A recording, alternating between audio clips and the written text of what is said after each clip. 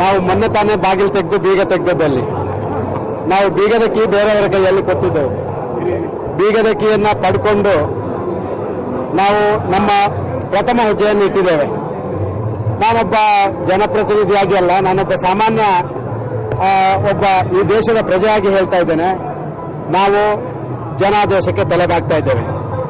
ಜನಾದೇಶದ ಪ್ರಕಾರ ಇವತ್ತು ಶ್ರೀರಾಮುಲುರವರಿಗೆ ಭಾರಿ ಬಹುಮತದಿಂದ ಅವರು ಗೆದ್ದಿದ್ದಾರೆ.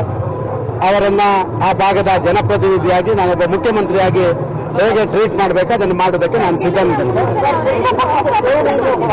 ಈಗ ನಮ್ಮ ಪಕ್ಷಕ್ಕೆ ದೇವರನ್ನು ಬಿಟ್ಟು 0 ಮತ ಇತ್ತು. ನಾವು 0ಯಿಂದ 18,000ಕ್ಕೆ ಹೋದದ್ದು ನಮ್ಮ ಸಾಧನೆ ಈ ಹಂತದಲ್ಲಿ ಅಂತ ನಾನು ಭಾವಿಸ್ತಾ ಇದ್ದೇನೆ. ಎಲ್ಲವನ್ನ ಸಮರ್ಥನೆ ಮಾಡಿಕೊಳ್ಳಲಿಕ್ಕೆ, ವಿಶ್ಲೇಷಣೆ ಮಾಡಲಿಕ್ಕೆ ಈ ಹಂತದಲ್ಲಿ ಇಷ್ಟಪಡುವುದಿಲ್ಲ. ಆದರೆ ಎಲ್ಲ ಒಂದು ಭಾಗದಲ್ಲಿ ಏನು ಎಲ್ಲವನ್ನ ಯಾರೋ ಕೈಯಲ್ಲಿ ಕೊಟ್ಟವರಿಂದ ಸ್ವಲ್ಪವನ್ನೇ ಪಡ್ಕೊಳ್ತಾ ಇದ್ದೇವೆ ಅಂತ ಹೇಳುವಂತ ಒಂದು ಭಾವನೆಗಳು ಬಂದಿದೆ. ಸರ್, ನಾವು ಈಗಾಗಲೇ ನಿಶ್ಚಯ ಮಾಡಿದ್ದೇವೆ. ಶ್ರೀರಾಮುಲು ನಮ್ಮ ಪಕ್ಷ ಬಿಟ್ಟು ಹೋದ ಮೇಲೆ